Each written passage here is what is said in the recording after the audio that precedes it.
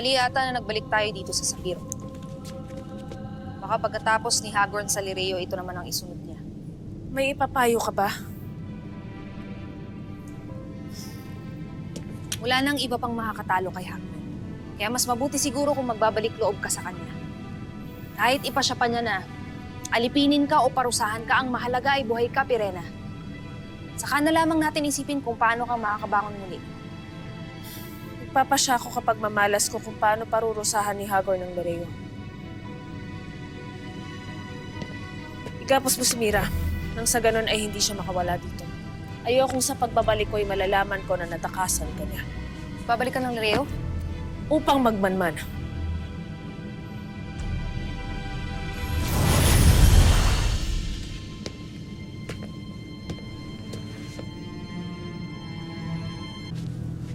Abisala, Diwani.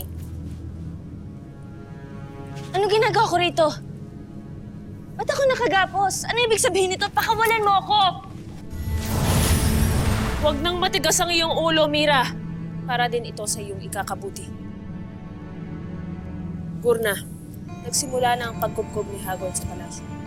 Kumaroon ka doon at tiyakin mo na matatanggap niya ako muli. Saka talagang taksil, Pirena. Ay pinagkakanuloan lahat, makaligtas lang siya. Hindi lamang ang aking sarili ang nais kong iligtas, kung hindi ikaw.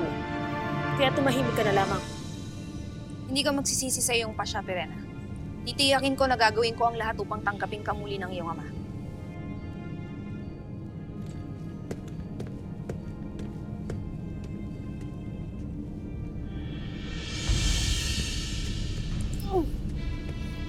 Pirena, nakatitiyak ka nga bang talaga sa pagmamahal sa iyo ni Gurna? O siya ang isa sa dahilan kaya lumayo ang iyong loob sa iyong ina't mga kapatid? Hindi na dapat kayo naparito. Ashnea! Mira! Anong imaw?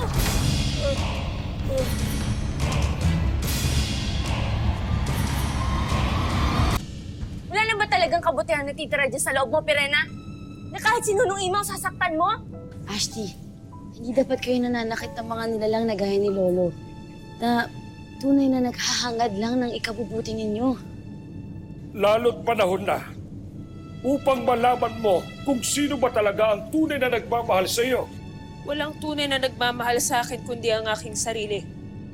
Pagkat ang lahat na dapat magmahal ay binigo ako. Hindi.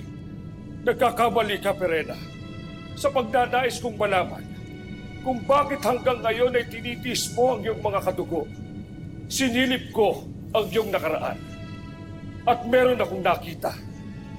Tingnan mo, panoorin mo, at malalaman mo dito na tunay kang minamahal ng iyong ina. Agos, nais ko ibigay mo ang iyon na ito sa aking anak na si Pirena. Sakali mo mangyari sa akin sa Bakit yun naman nasabi may mangyayari masama sa inyo? Hindi ko nais mawalay sa aking mga anak.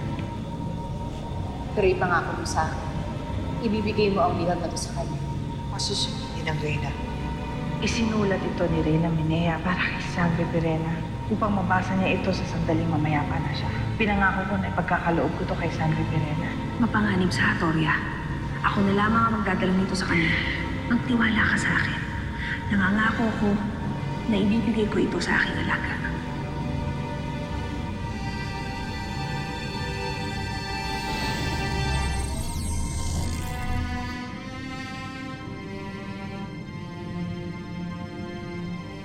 Ano ang nilalaman ng liham na ibinilin sa akin ng aking ina? Bakit hindi mo alamin kay Gurna, Pirena? Lalo't siya ang humarang upang hindi mo yon mabasa.